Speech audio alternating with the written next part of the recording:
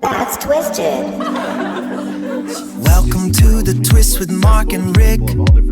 Always fun, always clicking the best way. Here to stay. That's twisted. Images of Josephine all over the place. Stay tuned. Accessible to people of all different Yeah, you levels. know it's time to start. Tune in, let's play our part. Coming to you from the heart. And it's Welcome to the Twist, show number 331. This is Mark, and I'll talk about my hat in a moment. How are you, Rick? I'm good. Yes, I'm curious about the hat. I'm good. It's a sunny day. I'm back in Madison. We'll talk about, on our personal page, we'll talk about my trip to Naples and my upcoming trip to Louisiana. But today, it's a glorious, maybe 70 degrees. What about you? It's going to be really nice here. It's going to be cooler and raining today. And before we start, it's still Pride, so you know what that is. everyone is gay, we love the gays. Everyone is gay, we love the gays. It's funny because people are like, anybody watching, they're going like, why is he getting into the camera? Because when I click the sound, that takes over my screen, so then I got to get back into the Zoom thing. But it's going to be nice. I'm looking forward to the cool weather and having a good time. I'm really happy. I got lots of personal stuff to get caught up on too. So when you're ready, I can't wait for that. Yeah, I'm ready. I wish. Now, listen, on June 24th, which is around the corner, Dolly Parton has a new coffee out called Cup of Ambition. Isn't that a great name for coffee? Based on her 1980 hit. It's going to debut at Dolly's Tennessee and travel stop off Highway 22 just south of Nashville. And then it's going national. Community Coffee, which is my favorite brand out of Baton Rouge, is going to take it national. So pretty soon we'll be opening the show with a Cup of Ambition, literally in our hands. I love it. I love it. Isn't that cool? Right now I just have a cup of coffee. Oh, good. Yeah, well, we need a Cup of Ambition to get us going. And my hat, by the way, we mentioned that, like we stop in Mystic, Connecticut on the way to Provincetown or somewhere in the Mystic area every year in August. And Frank got me this sun hat. That's what it is. It's a sun hat. But the nice. inside, Smart. I love the rim on the inner, the whatever you call it. It's not the top. It's this side that you can see. I love it. It's just really festive. And it's not the only hat like this I have. It's the only one really big one I have. Because my eyes, I like hats that go all the way around for sun, to keep the sun out. Because a baseball cap, the sun can still hit you from the sides.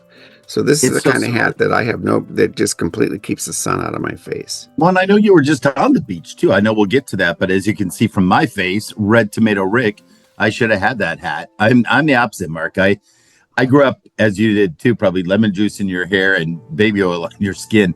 I don't do that anymore, but I don't use protection. No, and I'm paying the price today. My nose is so hard. Everything. Look how red I am. Should have had that hat.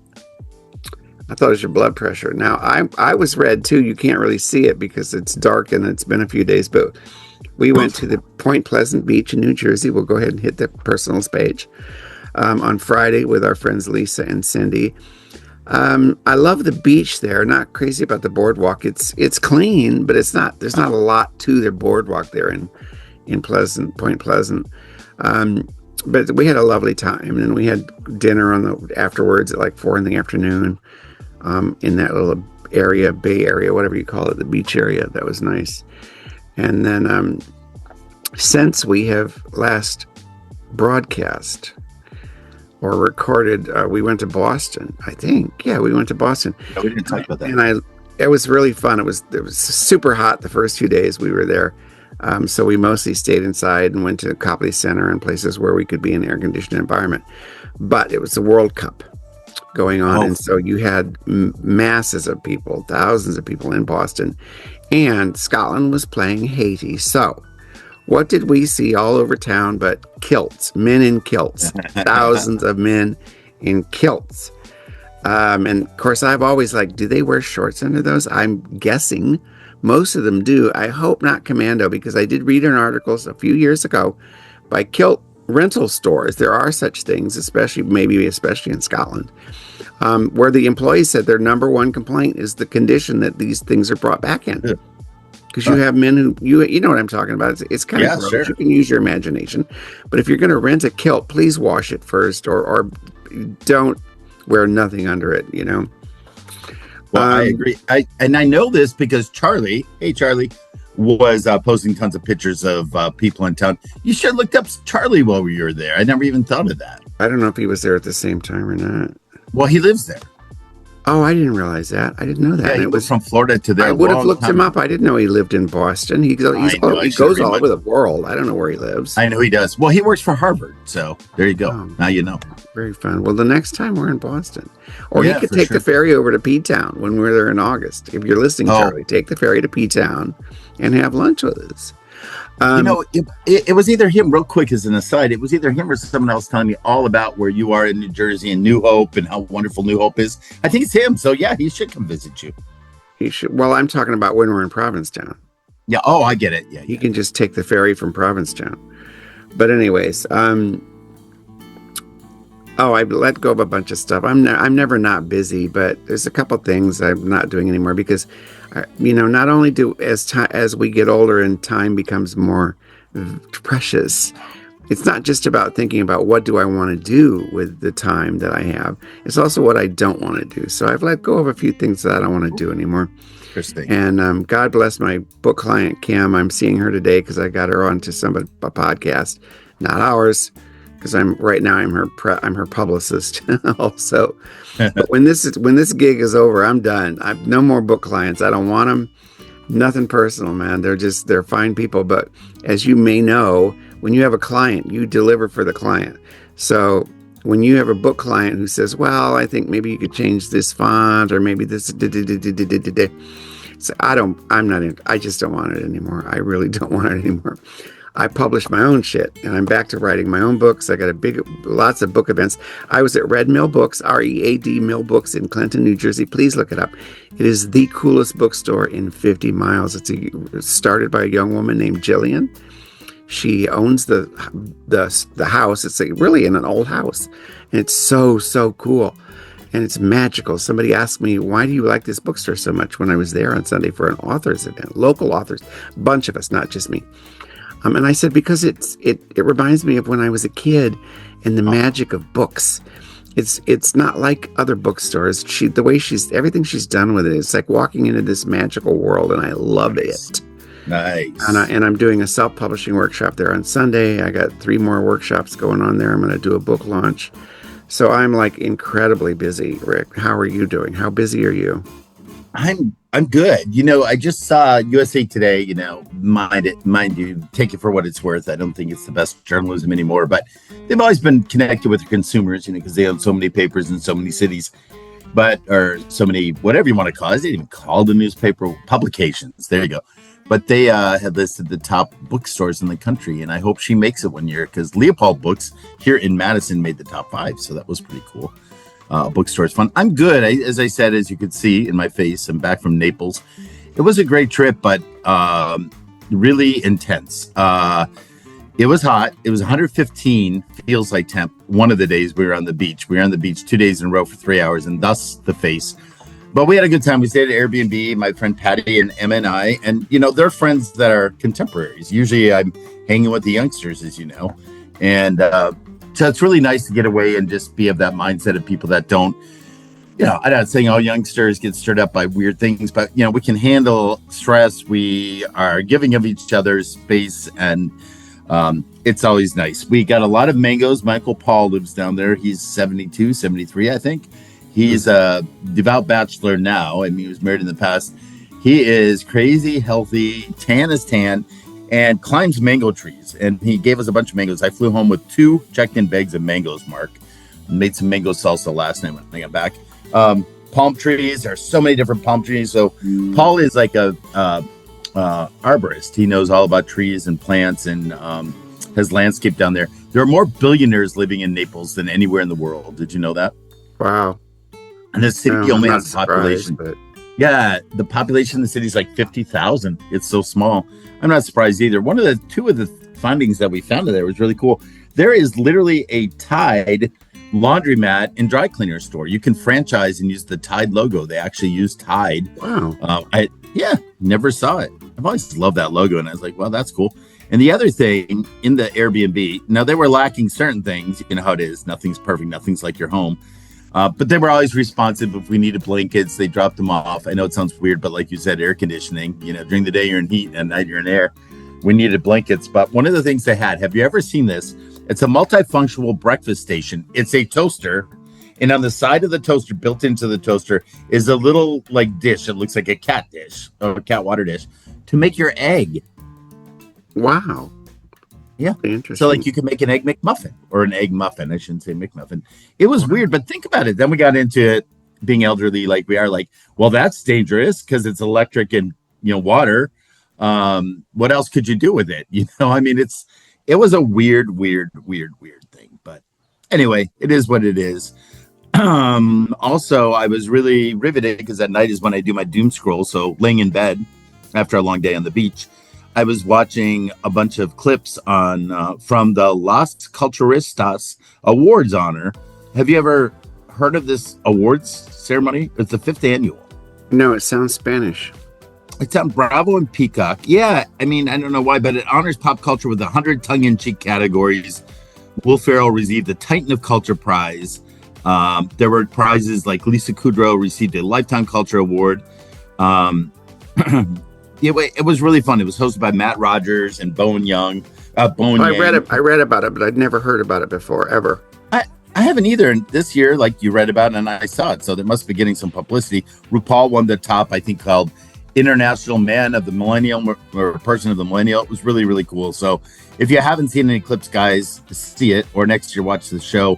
I will say my Substack is doing well. I've been putting my essays on there now that, we don't have LGBTSR. But anyways, I was doing Substack anyway. And Steve Wiley is so kind, He always writes some nice comments on my stuff. And, I'm going through my eyesight issue in my right eye with my floaters. And it's really nice to hear from people, someone that follows my Substack that I don't know. Pamela Irene said, "Thank you for the beautiful writing. I didn't know floaters could be so bad. I'm losing my hearing in my left ear, so I face my right ear to the music."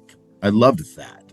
Nice. I like that. Very, very kind comment. And then lastly, my friend Kiki, Kiana Schroffnagel from Fond du Lac, Wisconsin, who was our guest, as you know, on a special interview. Remember this week, she was heading to nationals in Jackson, Tennessee. She performed brilliantly, did not win the title. The winner was from Texas. She's a pilot. But anyway, shout out to Kiki. I was very proud of her. Shout out, Kiki. Oh, and then in the gay comments, because we are gay all the time. And speaking before the show, we were talking about your friend Michael Lohman, who was executive producer of Sesame Street and used to work there. But every June, Sesame Street posts something kind for Pride. Every June, grown adults log in to pick a fight with Elmo. They get so mean. But this year's post went up on June 1st. It was a close-up of the characters first striped into a rainbow caption. So they took all the characters, which are brilliant colors, and made them all in a line to form the rainbow. And it said, "Happy Pride Month from Sesame Street." And they didn't give a shit who was being mean to them. They just, kept on going. Nice. And I reconnected with Michael yesterday. Well, actually the last couple of days, but we talked yesterday. Now, he is who I moved to New York with. He's the reason I'm here, because I moved to New York, met Frank, moved to whatever. Life is like that. But we weren't estranged, but we didn't really communicate for a long time, years. Yeah. And then time's precious. So I reached out to him, and we had a lovely conversation, and he wants to write a memoir, and I invited him to my journaling Zoom group that he's going to be on Thursday. So that's you're not tying up loose ends, but you need to connect with whoever you want to connect with unless you reach a point where you can't. So it was really nice, and I'm happy about that. Is he still teaching at Yale? I know he was. No. My God, he's retired. He's like 83 years old. Oh, good for him. Yeah. Being 83, good for him for being 83. Yeah, good for him for being retired. Well, that too. I'm going to be 68. It's not like there's a big difference. Yes. By the way, you called us elderly. You weren't, like 5 minutes ago, you were talking and you referred to us as elderly. I love the elderly. I respect them. They are so much wiser than I am, but I'm not quite elderly yet. I meant to say we are the elders. How about and that? We'll still be doing the twist when we're elderly. Oh my God. So let's one hand and one eye and one ear. Yes, we will be. Let's hit some news. Get ready for the news, but with a twist.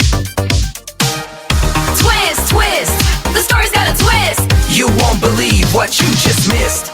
Now, I do have some gay news, and I noticed when I did the YouTube edition of the Twist, people, if you listen to us, please, on Spotify, please like us. We need the numbers. It's not just that we want you to love us. We need the numbers. It helps the show. And the same thing on YouTube. But we had 68 views of our last video. That's high for us, man. Nice. So, and I don't know if it's because I put gay in the title. So maybe every show is going to have gay in the title. Why not? Why not? But I have some lightness, some good news to start out with. Oh, and Prance is going to do a movie review, by the way. We're still working on what he's going to cover, because I asked people, what beat do you want Prance to do? And we got different feedback. So he's going to do a movie review this week. But anyways, Yeah, for those that don't know, Prance is a new contributor to the show. I don't know how long we'll keep him. Just Prance the month of Thunderbottom. He's here forever. He's gonna. He said he would be work for us until we don't want him to anymore. And I don't. Well, Or, you know, here I he am will calling him. outlive He's us. not Rick. It's them. It's them. And I fall into the same thing. It's so hard because Gosh, them darn it. sounds plural, right? You think No. of them as plural. I get it. It's a pronoun. So, anyways, the Obama Presidential Center opened on June 18th, one day before Juneteenth. It was so wonderful. I saw clips. I didn't watch the whole thing. It was so wonderful. But for a lot of us, too, it was a little melancholy because it was a reminder of what happened to this country. They were amazing speeches, celebrities everywhere. I mean, no wonder Trump is obsessed with him, because he's actually liked and respected by millions. But it was also a reminder of what we lost. And Stevie Wonder sang Higher Ground, and I kept thinking we were there once. We were on the higher ground not that long ago. And I believe that we can get back there. We're going to do it. You know, this isn't in my news roundup, but Laverne Cox did an interview with Advocate, and she said she's lost 90% of her income. Since she said, it was quoted that she said, since Trump's crushing of DEI, and I take issue with the word crushed. DEI has not been crushed. It has been assaulted and attacked, but we are not crushed. Anyways, also on the happy front, Trump's giant kiddie pool went from blue to green in a couple days. Like everything else he touches, he ruined it. Patches of blue paint were coming up. It was full of algae. And I got to bring this in here, Rick. I got to, because I said on my Facebook page, I don't read what this lunatic says anymore. Maybe the first sentence. And I'm so tired. No wonder Americans are not just exhausted by the realities of it, but we are sick of the news reporting this lunatic every goddamn day. Like he writes some 200-word bullshit, demented tweet, and it's reported. You know, and the headlines are all like, Trump this, and he's got the National Guard at the kiddie pool and all this other bullshit. I'm like, come on, man, please. He's demented. I don't need to be aware of what this fool is up to every single goddamn day. And I'm sick of the news treating this shit like it's newsworthy. It's not. What we do need to be aware of are the people in power, because they're the ones who are really doing this shit. Trump could not give less of a shit about transgender people. He never could. It was all a thing to get these sort of, you know, they have the intelligence of a houseplant, in my opinion. I will say that. They're just stupid fucking people who think the transgenders are coming out after their kids and all this other bullshit. And someday that's not going to work anymore, because they've done so much to disenfranchise transgender people and harm them and brutalize them and force them from public view, that how many more years can they keep doing this trans shit when they've all but obliterated transgender people? It's bullshit. Anyway, so we got to pay attention to Russell Vogt. We got to pay attention to Heritage Foundation, Project 2025, because they know he's losing it. They know that Trump's not going to be around that much longer. So they're the ones that we're going to have to deal with when he's gone. Okay, that was my lightness and joy. Oh, by the way, here's another funny, and this is true, Rick. I'm not making this up. He farted at the microphone. He was at the G7 summit, and there was a video clip of him. It was not AI. He's talking into the microphone. Marco Rubio's on one side, and some president of some country or some shit is on the other. And he farts. You can hear it. He's talking, and he goes, and you hear this like, and then he answers the fart. He goes, yeah, that election was rigged, talking about 2020. It's like he's talking back to his own fart. And I don't understand why it wasn't widely, like, why isn't this on NBC? You know what I mean? Because it happened. It was not fake. A zoo broke their silence after a 3-year-old boy was thrown into a crocodile enclosure. A man was arrested for doing it. The kid survived, and I did not write down what city it was in. Intersex teacher in Florida was fired, and he's suing the school because he said they said he was transgender. They accused him of being transgender or identifying as transgender, so they fired him. He's intersex. Now, these, like, again, we go back to the stupidity of these people, the intellectual capacity of houseplants or staplers. This is how fucking deep these people are. They don't even know what intersex is. It is a real thing. It is when you were born with both biological anatomy. You know, you might have a half a vagina and have a penis. I'm trying to make a point here, but you know what I'm talking about. Yeah, of course. It's real. It's absolutely real. And it's in a certain percentage of babies are born that way. And they have to determine, you know, are they going to live life as a male or a female in the binary sense? And so this man was born intersexed and he identifies as a male, as a man. And they fired him for it. It's like, oh my God. Anyways, I hope he wins the lawsuit because this is some stupid. I just can't deal with this stupidity anymore. Homosexuality is now illegal in 66 nations, and that's not good news. The federal appeals court ruled 2-1 that Trump's the transgender military ban is likely unconstitutional. That's great. I don't know where it's going to go. The Supreme Court, of course, they will side with Trump and Hegseth. And that's it for the news. I got fun facts, but they're coming up next. What do you have in the news world?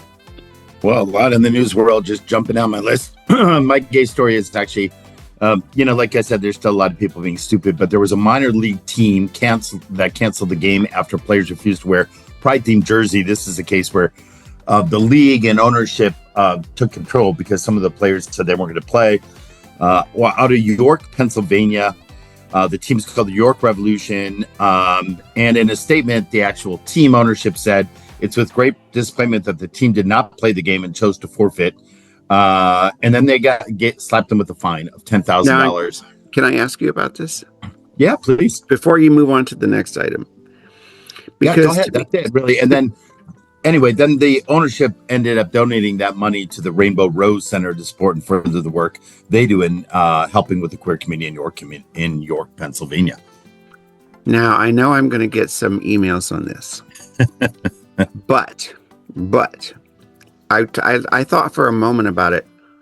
I'm all in favor of supporting the queer community, all in favor of it. But let's just say that it's like some religious observation, and the players were all told to wear religious hats or wear crosses.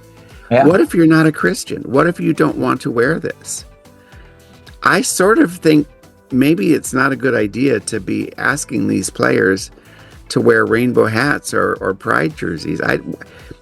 Folks, weigh in on this. Put your comments somewhere on the Facebook page or whatever, because, and it's not, I'm just trying to make a point here that it can be argued that they don't want to wear a pride jersey. Why should they have to? I don't want to wear a cross around on my jersey because I'm not a Christian. What do you stand on this, Rick? I see you rubbing all, you're on camera. Yeah. I forgot we're on YouTube. I totally forgot we're back on YouTube. He's lubing his face, people, in case you're not watching this. I'm trying to descale, get off all this stuff while I'm listening, and I'm with what you're saying because I'm not upset with what you're saying. I'm trying to process it. Please weigh in on it. So my feeling is this. I went to a couple weeks ago, I went to the local soccer game, the Madison Forward, and they wore it was their gay night, so to speak. And gay nights aren't what they used to be. Like everything was gay. Drag folks coming out and hitting the first ball, and the local gay person coming out and doing whatever. But they had the jerseys on for practice, and then the game they didn't wear the jerseys. I'm like, well, that's so wrong. This isn't, I get all strident. And I hear what you're saying. I think what York said about it, the ownership, is like, this isn't what you're describing, Mark. This is more like just showing inclusivity. So it's not necessarily, what you're saying is like to be Muslim and having to wear a Christian shirt, or to be atheist and wear a Christian shirt. That I totally get, or to wear a cross. I think in this case, it's just a reflection of inclusivity, right? And that we are equal. Everyone's equal. And that's the statement being made. But I'm over it too. Like, yeah, I don't know that's, because I often see them and I'm like, what if they don't want to wear a shirt, and we're forcing it. I agree. I don't think they can, the team or whatever, they can have rainbows on the programs. They can be visibly supportive, but you don't have to ask players to wear something that they may not want to wear. And I don't believe in forcing them to do that. I would rather have it not be an issue every goddamn year. I would rather have it not be a fucking issue. Yep. I think there was a time for it, and we celebrated that. Now we move on, and inclusivity is just inclusivity. I agree. You move on too with your news. What's next? Yes. So moving on with the news, and I agree. Also, speaking of colors, rainbow colors, M&M is set August launch for dye-free candy. This comes, the big movement out of Washington. One of the good things is to get rid of dyes, and they're having a problem with the color blue and brown because apparently it's really hard to do those colors without a certain substance that makes this color. So they're trying to figure it out. Celebrity news: Bad Bunny is the first ever Latin artist, and I love this because he's kind of the symbol against the regime in DC, if you will. His battle with the Super Bowl and being so well responded to. Bad Bunny is the first ever Latin artist to gross $1 billion in tours so far. We were talking, awesome. Yeah, a couple of shows back how tours have died, but $1 billion in revenue. Isn't that crazy? Yeah, I support him completely. Get rich. Yeah, and this is where pride comes out at its best. Rocky Horror Picture Show, sensation on Broadway. It is going to be coming to the Sphere in Las Vegas. Who's the actor? Is he gonna? I know who he is, but what's his name? I can't remember. I'm trying to think. He's Australian and he is gay. Yes. But no, it's not going to be live. It's going to be a movie, and they're going to play it like they did the Wizard of Oz. There, it's going to be 3D surround. They announced this on June 16th. Broadway, Frankfurter. His name is Luke Evans. Yes. Oh, Luke Evans. Yeah, he is gay in real life. I like him so much. He's great. Also, Mary-Kate and Ashley Olsen, whose contract I wrote when they were 3 years old, and I was working. Or 40. They turned to 40. I know. I'm jumping the gun. I know it. Crazy. No, that's it. On June 13th, they turned 40. Isn't that crazy? Holy shit! Talk about feeling old. Yeah, talk about success. They built an entertainment and fashion empire. I tell you, I used to write contracts for minors. That was my job at Warner Brothers and Lorimar. They were on, what were they on? What was their show? Full House. And their parents were some of the nicest, most respectful parents of their kids and of them. So that's big news. Madonna released her first part of this whole Confessions 2 album that's coming out. She's bonded with Sabrina Carpenter's, It's a 12-minute video. It's called Confessions 2, the film. If you haven't seen it, watch it. It wasn't my thing, Mark. Again, I'm feeling weird talking about it as a queer man. Like I should love Madonna, and I do, but just didn't do it for me. Minneapolis hears arguments for legalizing queer adult bathhouses. Remember, they all kind of went around way after HIV/AIDS. The city council has heard widespread support for repealing a longstanding ban on adult bathhouses. Oh, I didn't even know there was a ban there. Yeah, there was. The council heard from more than 30 residents on overturning a 1988 ordinance that took them away. So they've been going a long, long time, Mark. Just scanning down, I got a couple more things. Oh, and then keeping it local in Madison. We talk about home prices and, one of the discussions we elders had while we were traveling was about the rich and the poor, right? That's what we're getting down to. It's going to be the rich and the poor because my uncle was telling us that DeSantis, of course, wants to alleviate all property taxes. So these billion-dollar homes won't have to pay taxes that are sitting on the beach in Naples. And it's really sad, Mark. Like a house will be up for 3 years. Someone will buy it, tear it down, and build their own version of it. It's disgusting.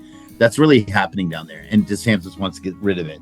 Just another case in point of we're only going to end up with rich and poor. Madison home prices quickly outpacing incomes. A report found Madison was the only one of the country's 100 largest metropolitan areas to see the discrepancy grow between home listing prices and household incomes in this last year. Madison's alignment score was about 86 before the pandemic. It was about 71 last March, and it dropped to 63 this March. So slowly but surely, we're making less and things are costing more. God, you heard the quiver in my voice. It really does concern me. So that's my news. On the rich and poor thing, just a couple of comments. One is that one of the, the gifts, I guess, of the Republican Party and the conservative mindset is getting all these poor conservatives to blame other poor people for their problems. So no matter how, and it's evidenced, like the first trillionaire, who gives a shit that Musk is a trillionaire? And I said, $1 trillion doesn't mean anything to a hummingbird. Why does it mean anything to us? Who gives a fuck? But they just, I saw all these comments on Facebook from like, well, it's his money, and blah, blah, blah, blah, blah, blah, blah, blah. So why do we have a cap on Social Security? They don't pay it over 180,000 or something like that. So they can, like a 5 minutes worth of income for these people, and they stop paying into Social Security. You have corporations that don't pay anything. You have zillionaires like Bezos who pays lower in taxes than a cashier. So I can't stand that argument when they go, well, it's their money. Yeah, and I said to this guy, I said, well, why am I paying any taxes? My money's paying for whatever you're getting out of this government. Why am I paying it? It's my goddamn money. Yeah. Or real property taxes. We pay property taxes to send other people's kids to school. We don't have any kids. Right. How are we paying to send your kids to school for? So that argument is bullshit. But Republicans have been really, really good at getting less informed. I don't like the word educated because I didn't go to college and I think I'm pretty goddamn smart. So educated implies that if you don't have a degree, you're stupid. That's bullshit. But there are much less informed and intellectually vibrant people who will always blame the black people. They're going to blame the immigrants. They're going to blame the trans people. They're going to blame the queers. Everybody but the people who are robbing them blind. Donald Trump, man, grift. Every day is another grift. It's so true. We were also talking about like seeing these homes on the beach and all this stuff. It's like, when you think of the nature of our country and how it's set up, we have no problem creating laws that penalize people that are of the marginalized communities, right? I can't having sex with a man. If I'm a man, I was having sex with a man, there was a point I could be arrested. Someone decided to go forward and make a law about that, right? So, and even more modern times, right? Like laws that are set up that are going to penalize black and brown skin communities for laws that we decided it's a law that's good, like paraphernalia laws. Like I could arrest you because you're using a McDonald's straw and accuse you of using it as a smoking, right? But there is no law written that you can do what I'm talking about. Now, this sounds weird, but hear it in your head, Mark, and hear it in your head, listeners. There should be a law that you can't tear down a brand new, perfectly functioning home on a beautiful Gulf of Mexico, by the way. I was swimming in the Gulf of Mexico, not the Gulf of America. Why isn't that illegal? Couldn't it be illegal that you tear it down and waste money and build up a new home and hurt the economy? That's what I mean. The country is not set up for parity. It's not. This country is set up, I don't care what you say, for non-parity, because we always have to have someone more powerful than someone else. Well, and it always was. It always was. You had to be a white property owner to vote. Yep. Well, anyways, I was also going to say, in terms of rich and poor, at some point there is a tipping point, because it was called the French Revolution. That's when they brought out the guillotine and they started chopping the heads off. That's so right. At some point, enough poor folk are going to rise up. They're going to rise up. And it won't be pretty, but anyways, that's it. So let's go on to our fun facts now that we have thoroughly engaged everybody. Fun facts about the beach, which we both got. Oh, good. I'm going to peel while you do that. Okay, Mark? Yeah. The average beach vacation results in visitors taking home about a pound of sand. Oh, You know That's a where fun most fact. of it is too. It's in your butt crack. Or But your feet. it gets stuck in bags, shoes, and beach gear. So it also contributes to the erosion of beaches over time. Jellyfish have no brain. Oh my God. Trump supporters, no heart and no blood, and have been drifting through the world's oceans for more than 500 million years. They're predating sharks, trees, and dinosaurs by a wide margin. So jellyfish are really, really, really ancient. The dead zone in the Gulf of Mexico, an area of ocean so depleted of oxygen that almost nothing can survive there, grows largely every summer, largely due to agricultural runoff from the Mississippi River. Some beaches glow blue at night due to bioluminescence, plankton that emit light when disturbed by waves. So some beaches are going to be like looking blue at night. That sounds really interesting. And Wow. sea glass. I know you've heard of sea glass because you can buy it in these little trinket Beautiful. stores. Yeah. Smooth, frosted pieces of glass found on beaches is almost entirely the result of human garbage. I did not know that. Bottles, jars, and broken dishes dumped or lost at sea decades ago, sent up by waves Wow. into the sand until they look like something beautiful. That's my fun facts. I enjoyed that, given the fact that I'm just back from the beach. And yeah, I remember one of my favorite things was swimming in Florida once, and starfish were moving under our feet, me and my friend Karen, and just feeling them was so beautiful. The ocean is a really beautiful place. We'd be remiss without acknowledging this is the week of Juneteenth, and a couple of my facts. They are fun and they're powerful, given what we just talked about. The legal founder, actually, of Juneteenth was a person named Al Edwards. Well, the holiday originates from the 1865 emancipation events. Former Texas State Representative Al Edwards, widely recognized as the official legislative founder of the modern holiday back in 1979 when he passed a bill in Texas, the first state in the nation, oddly, to declare Juneteenth an official state holiday. But then the actual movement's catalyst was Opal Lee. We've talked about her on the show. She's one of my friend's cousins. And remember, we talked about the Barbie doll being made of her. She is the grandmother. She's an activist. She's the one that pushed it. In 2016, at 89 years old, she launched a symbolic campaign walking 2.5 miles every day from Fort Worth to D.C. to represent the 2.5 years freedom was delayed for enslaved Texans. And it gained over 1.6 million signatures. And she stood next to President Biden when he signed this in 2021 to make it a federal holiday. Texas land was purchased to celebrate it. So in 1872, a group of formerly enslaved people raised $800 to purchase 10 acres of land in Houston. The area is still there. It's called Emancipation Park. It is beautiful. If you haven't seen it, I feel it's sacred ground. And then Red Foods and Drinks hold deep symbolic meaning to that community, like barbecue, strawberry soda, red velvet cake, watermelon. All those things symbolize resilience. I did not know that, Mark. They symbolize resilience, blood, and strength of enslaved ancestors carrying roots back to West African cultures. Did you know that about the color red? No, I like that though. That's really cool. I did too. So those are some interesting things, guys. Fun facts. Fun facts. Now, in terms of interviews, we do not have one this week, which is fine. But I do encourage people to check out our 2 recent Twist exclusive interviews. Rick with Miss Wisconsin Volunteer 2026, Kiana, how do you say it? Schroffnagel. And and my interview with horror author Rick Gualtieri. I met him at the Flemington Book Festival, and we did an interview. It was really interesting. We're gonna hit up our hit list. Here we go. Hey, you messing around with another Rick? What do you think you're doing? Oh, he writes horror comedy though. Okay, that's not me. You live it. He writes it. And you are really red. Are you peeling?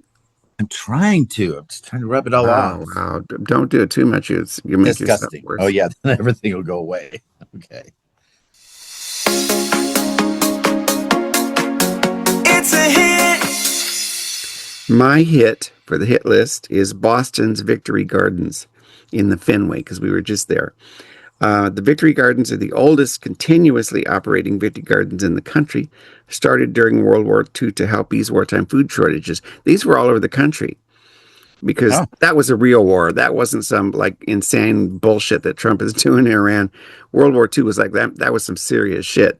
And there were, rationing and all this other stuff. So people started local gardens to grow vegetables to eat. and they were called Victory Gardens. And unlike most Victory Gardens, which disappeared after the war, these stuck around, and today they're still going strong with about 500 individual plots spread across 7 acres. And the Bostonians, the locals, can rent these plots for $40 a year, which is incredibly nothing. And they're just fabulous. The people grow vegetables, they put chairs and stuff in them, and they're just really, really amazing. And you can walk around and look at all these different gardens.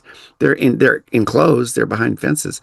And it inspired me with my own vegetable garden, my raised gardens. I put a bicycle in there that was in the shed that will never get used. So, and a chair and a lamp. So our garden now has some interesting stuff in it. They're just fabulous. If you're in Boston, or even if you go online, I'm sure they have pictures and stuff like that with a website. Boston's Victory Gardens in the Fenway, gorgeous. What do you have? I have a recommendation that's out right now, and it's Stop That Train. RuPaul plays the president. RuPaul also produced this movie. It stars Chris Parnell, Charo's in it, Jesse Tyler Ferguson, Sarah Michelle Gellar, Nicole Richie. It's just loaded with people. Joel McHale, Jerry O'Connell. It's a lot of fun. It's drag queens as the flight attendants as the attendants on this train that's running off course. I sat in the theater, and just number one, I loved it because it's great to think that I'm watching a movie that's predominantly acted out by drag queens. I never thought I'd see that day. And that's a statement in and of itself. It's getting an 88% on Apple TV. So it's a really good movie. It will be released on Apple TV. Now you can buy it on Apple TV, but free. But go see it if you haven't seen it. And then the other one, Mark, I'm very, very excited about this. It's a recommendation that I know is going to be knockout good when it comes out in 2027. Netflix is producing a live-action prequel series titled Scooby-Doo Origins. It goes back before 1969 when the series started, in my youth, in your youth. And for the first time in history, in the franchise history, Scooby-Doo is being portrayed by a real-life dog. It's a Great Dane really cool puppy. Yeah, no CGI, real dog. But the legendary voice actor, Frank Welker, who has played Scooby-Doo's voice, is returning to provide the pup's voice. It's going to be an 8-episode series.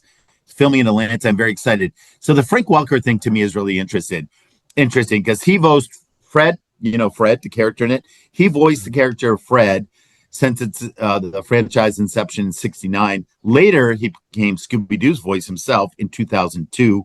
So it's very exciting. Scooby-Doo, guys, coming up. Dig-a-doo with Scooby-Doo. Okay, can you now. Do it, Mark? Stephanie Klett does a good Scooby-Doo, by the way. She does. Now we got Prance doing on talking about a film today. Now, by the way, I did not collude with Prance. They have their own opinion. I happen to love this movie too. So, but we did not get together about this. So here we go.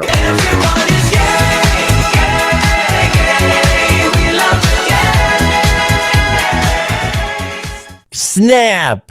This is your quirky correspondent, Prance Thunderbottom, on the red carpet of your heart. The movie Pillion is not for the faint of heart, the easily embarrassed, or anyone who thought Alexander Skarsgård had done everything possible with those cheekbones. The premise is simple enough.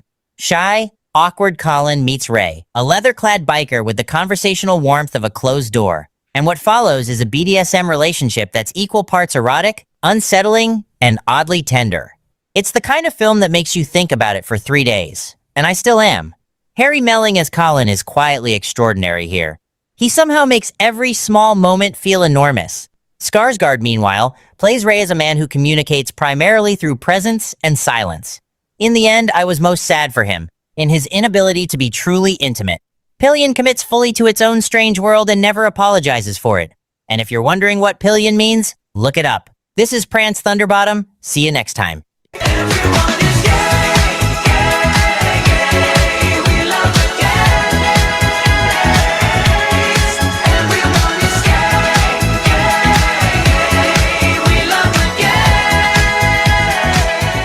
Now, I could have written that myself because I completely agree with that.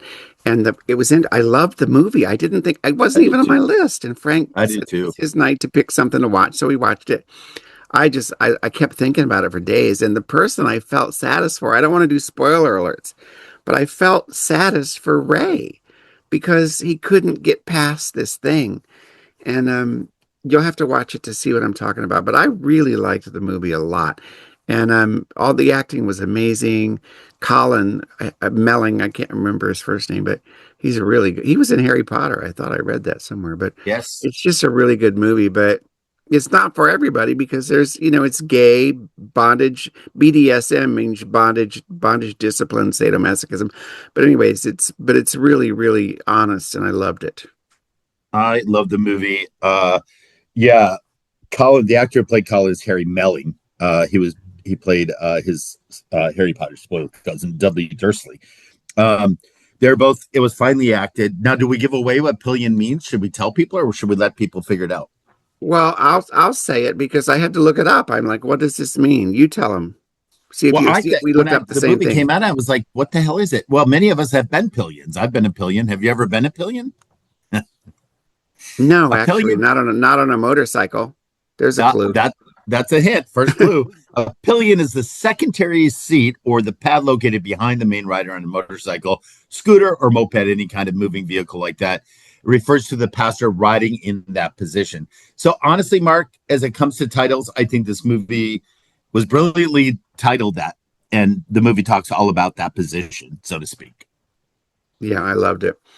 What's on your hit list? Or did you do this already? Oh, I did my hit list, and I did talk about Pillion when I first saw it, by the way. You already did your hit list, right? I did, yeah. Okay, yeah, I'm but sorry. what I was going to say is, you called me elderly. My, what do you expect? Doesn't give you permission to be elderly. This is their beat. This is their beat. This is their beat. They did so good on that review. I loved it. And we will not have seen all the same movies. So you send some. Anybody got a suggestion? Send it to Watson. We'll get it to Prance. Now, Here we go for our next big feature. That bugs my ass. Anybody running out of patience? We're almost over. What bugs me this week is celebrities pimping GLP-1 drugs. Oh, Serena Williams is everywhere telling us she lost 34 pounds with Roe. And then she does a little injection in the side of her arm. And a Roe is a membership program that provides Zepbound, Ozempic, Wegovy, and various other weight loss drugs. Now, I've been on Zepbound for 2 years in August. I'm staying on it at least through this year. That's not my issue. I have no issue with that. But you can get it directly from Lilly Direct, self-pay, and if your insurance covers it, you can get it from any pharmacy. Mine does because I have sleep apnea, and Zepbound is covered for sleep apnea. Once I hit my out of pocket, I'm not gonna lie, I got like a $2,100 out of pocket that I have to hit first, but then they cover it, so it's a lot less. It's a lot cheaper for me to get it through insurance. But anyways, my point is that if you don't need to pay Roe, you don't need to pay Noom or Hims or Hers or anyone else a monthly membership fee. And it bugs me that celebrities are making a lot. She's being paid a shitload of money to push these programs most people really don't need. It just bothers me. That's all. No, I totally get it. I wanted to real quick before I do my bugs my ass. I wanted to shout out to my friend Maria, a new listener of ours. Very wonderful woman. I met her at the bar that I hang out with, that my friend Craig bartends at, and she was a college professor who now lives in Phoenix. And this goes to my bugs my ass. I'm very excited that I'm flying through Phoenix and on my way. Well, actually, we're getting out in July. I'm taking a trip to Sedona.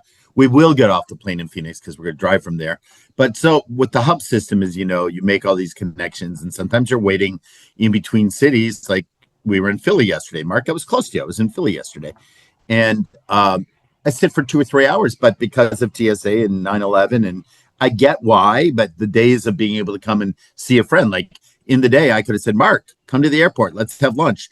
And I could have came through on your side, or you could have came through on my side. But now the way travel works, it's not like that. So we're going to see Maria on our way to Sedona, very special friend.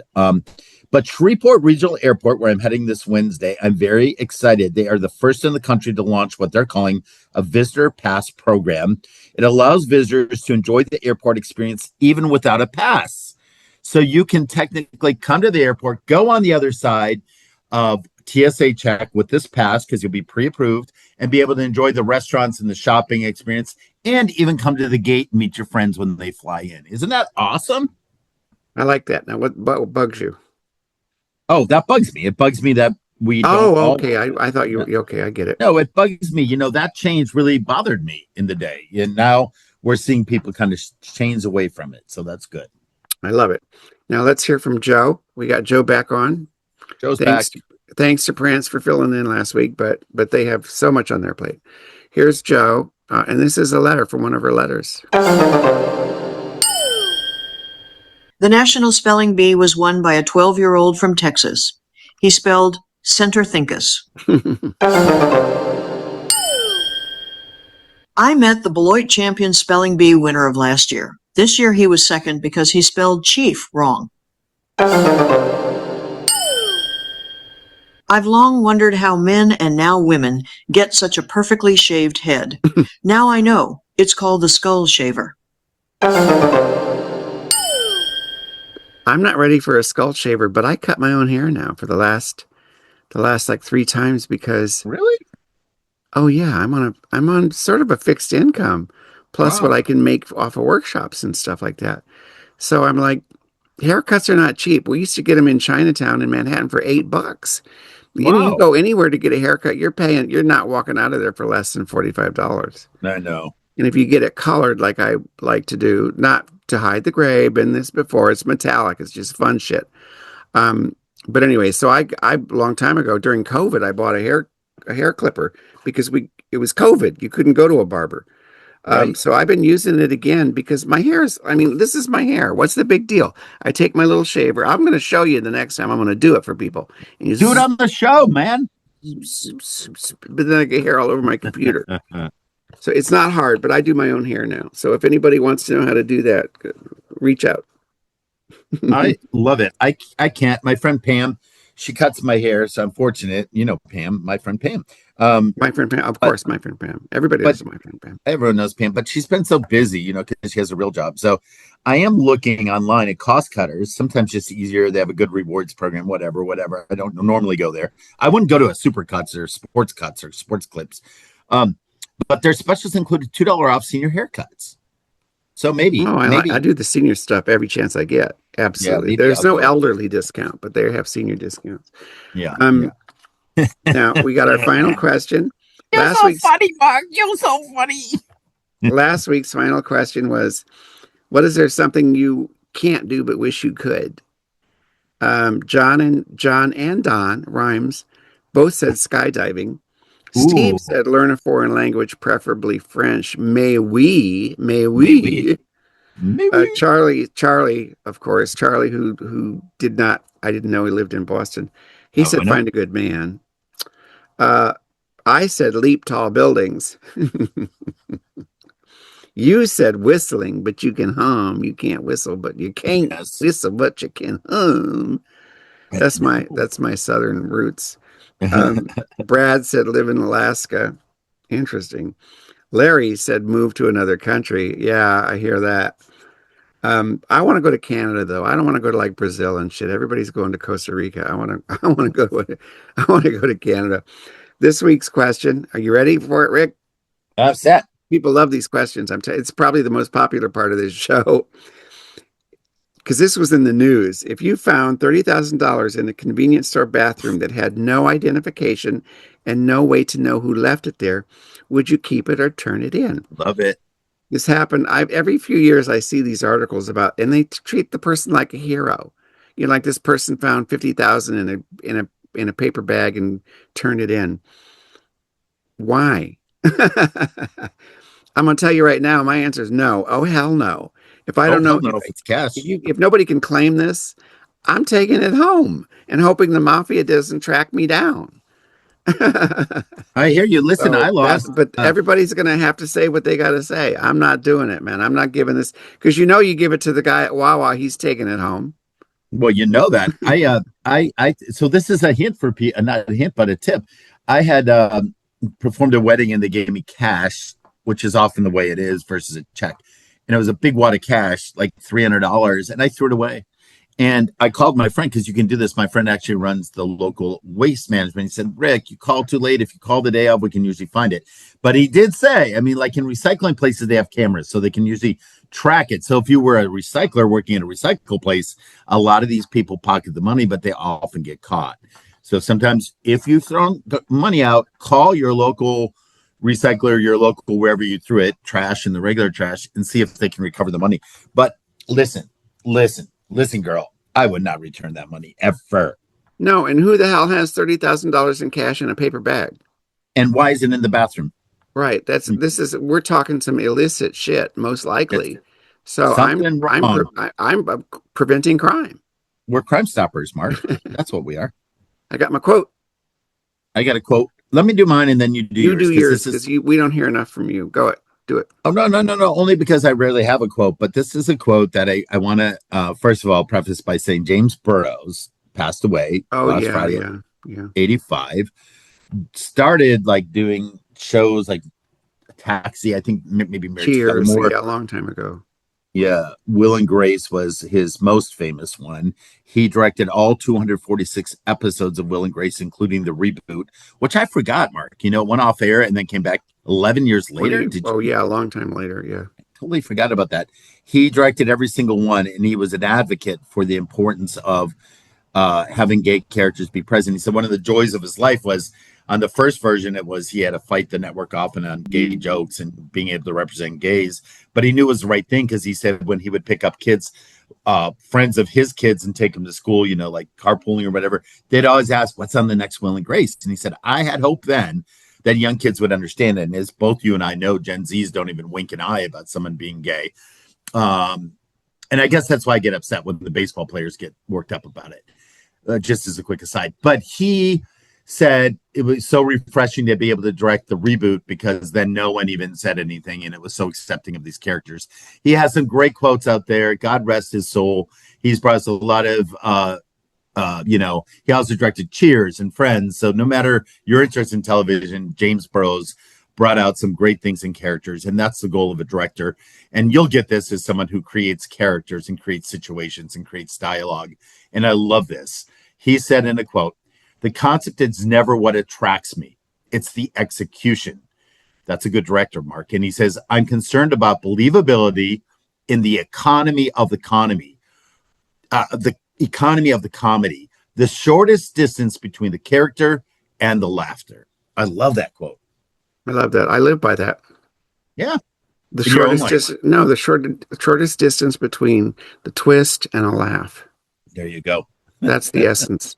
Now, my quote is from Ralph Waldo Emerson, who said, "Summer is the time when one sheds one's tensions with." Oh no, I got two quotes. I'm sorry. Ralph said, "Live in the sunshine, swim in the sea, drink the wild air." Love it. Ooh. And Ada Louise Huxtable said, "Summer is the time when one sheds one's tensions with one's clothes." Mark, these are perfect as I'm shedding my skin from being in the beach. You are, and you're only half dressed out when you do the show. You want to see like no, Rick? No, okay. No. Okay, I'll stop. You elderly. You elderly. You can't do that. All right, love you, Mark. Bye, everybody. See you next time. See you guys. Be good, guys. Everyone